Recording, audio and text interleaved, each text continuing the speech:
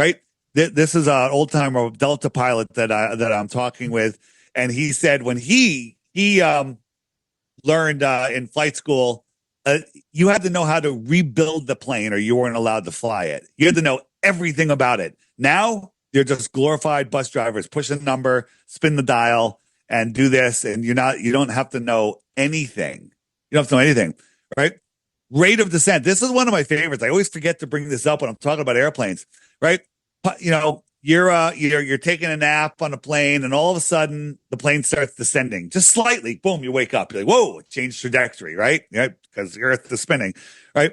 So they have to say, okay, we're 100 miles out. We're at 30,000 feet. So they have to say, okay, how many feet per mile do I need to drop to hit the runway? And they do their calculation, and they go and they do that calculation without any curvature math. So if you do that calculation from 100 miles out, when you get to the runway, you're going to be 6,600 feet too high. You're going to be over a mile too high, right? Because you're not calculating. So they calculate their rate of descent based on a flat Earth. The pilots would be like, oh, I'm a mile high. Let me come around again. And then they do it again. They'd be wrong. They have to do it again and again and again until they're so close. They're like, okay, now I can land. Right. But they calculate it based on a flat Earth. End of story.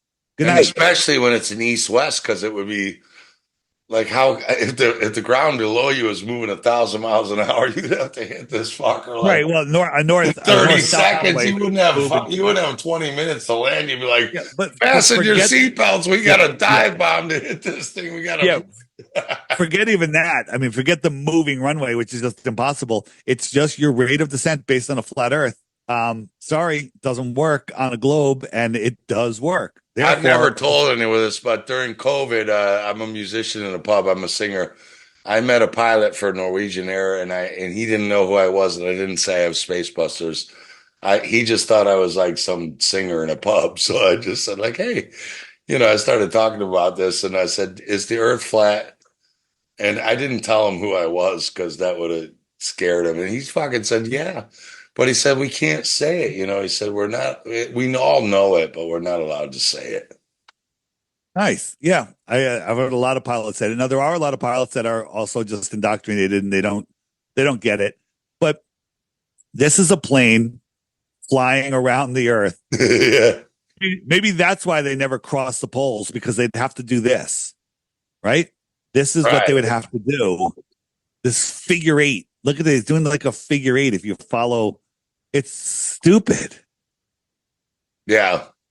Right. And the reason you can't figure that out is because it's unfigureoutable.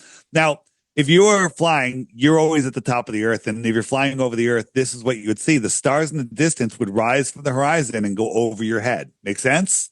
Yeah. Right? Make over your head. But if we look, this is an actual flight from Berlin to Brazil, over 4,000 miles, going halfway down the globe. And look at the stars. They're not rising. They're not moving at all. They're not rising. Just the change, the rotation of the stars. And then this is what Google Earth says you should see. This is what Google Earth says you should see on that flight. The stars should be going up. So we can trust Google Earth that added curvature in 2001, while everybody was focused on 9/11, right? The Google Earth did not have curvature in it in the early, until 2001, I think it was. And then we can look at reality.